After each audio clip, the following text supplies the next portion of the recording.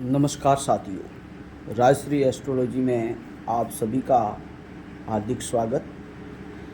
आज अपन राहु केतु राशि परिवर्तन की अगली सीरीज में कर्क से कन्या तक का विश्लेषण करेंगे।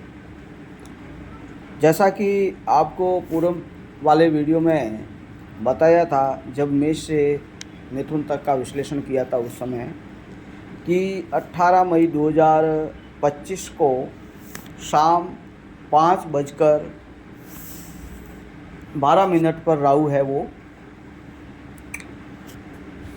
मीन राशि को छोड़ करके कुंभ राशि में आ रहे हैं।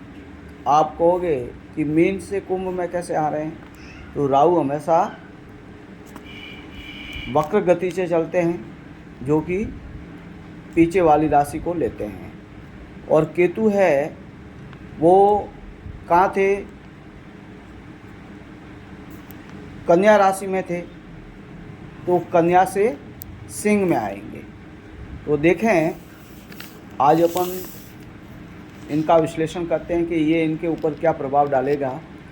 तो आप अगर किसी प्रकार का कंसल्टेशन करवाना चाहते हैं तो मेरे व्हाट्सएप नंबर पर आप अपना प्रश्न सेंड करके कंसल्टेशन ले सकते हैं। न्यूनतम फीस है वो पेड करनी होगी। अब आपको बता दें कि अगर आपको ये वीडियो अच्छा लगे तो लाइक करें, शेयर करें ज़्यादा से ज़्यादा, और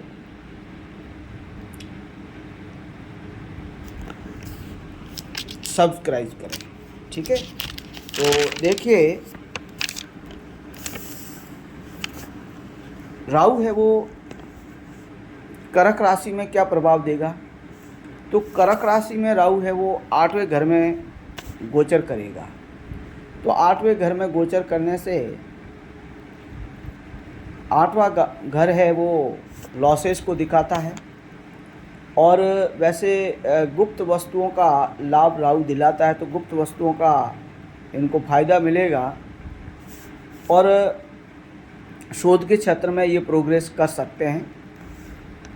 दूसरे भाव पर इनकी दृष्टि होने से धन, कुटुंब, संबंध, वाणी पर कुछ प्रभाव डालेगा। तो उसमें कुछ अड़चनें पैदा करेगा, कुछ समस्याएं पैदा करेगा।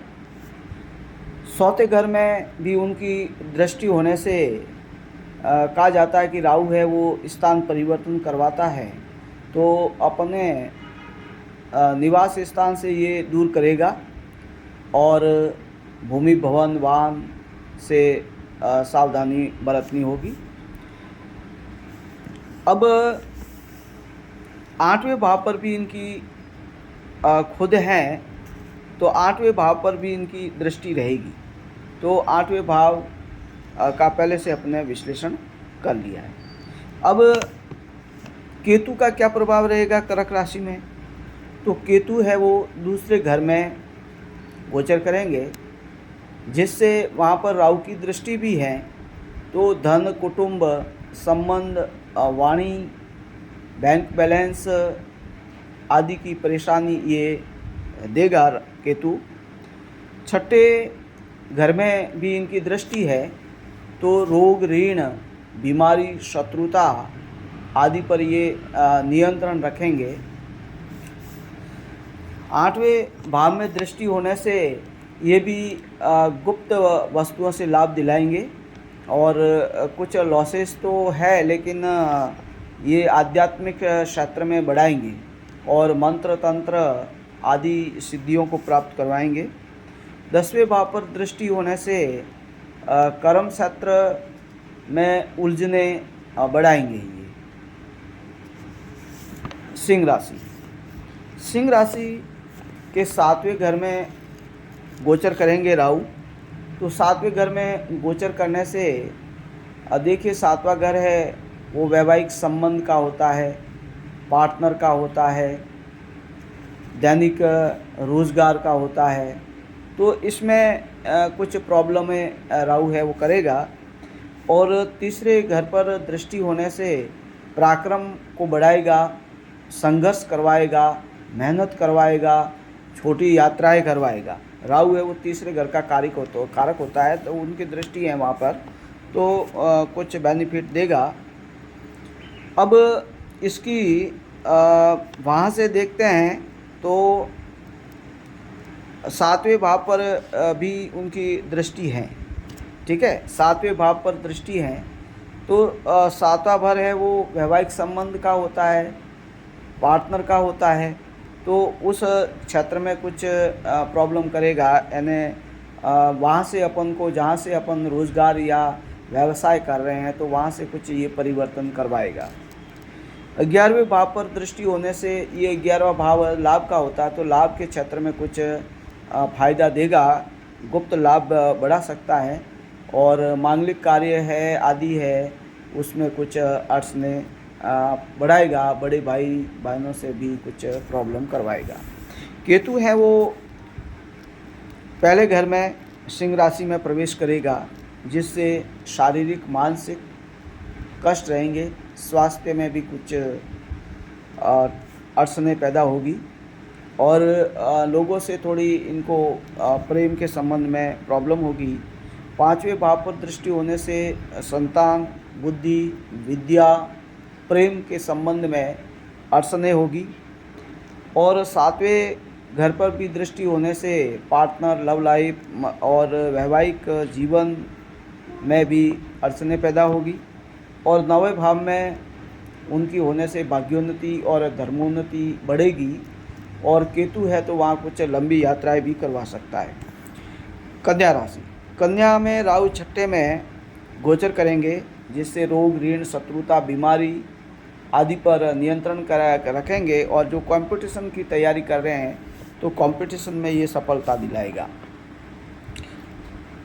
और अगर जॉब है तो जॉब से ये परिवर्तन करवा सकता है। दूसरे में दृष्टि होने से धन, कुटुंब, संबंध आदि में समस्या पैदा करेगा। 10वें में दृष्टि होने से कर्म क्षेत्र में और राज क्षेत्र में कुछ परिवर्तन करवाएगा। और 11वें भाव में भी उसकी दृष्टि होने से कुछ अड़चनें पैदा होगी। केतु है वो 12वें कन्या राशि के 12वें में गोचर करेंगे, जिससे उनको गुप्त वस्तुओं से लाभ होगा।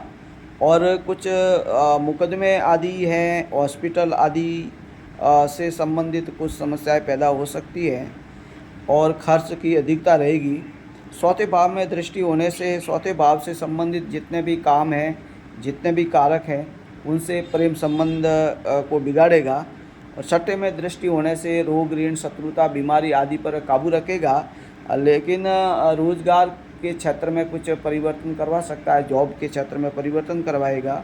और 8वें में दृष्टि होने से आध्यात्मिक क्षेत्र में रुचि बढ़ाएगा, और लाभ के स्रोत बढ़ेंगे और शोध प्रवृत्ति को बढ़ाएंगे।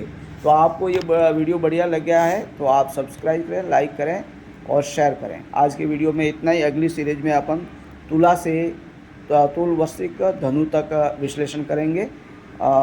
धन्यवाद।